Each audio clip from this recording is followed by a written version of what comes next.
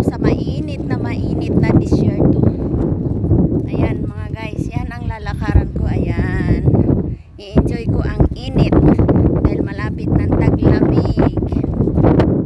Ayan, sige lang kahit na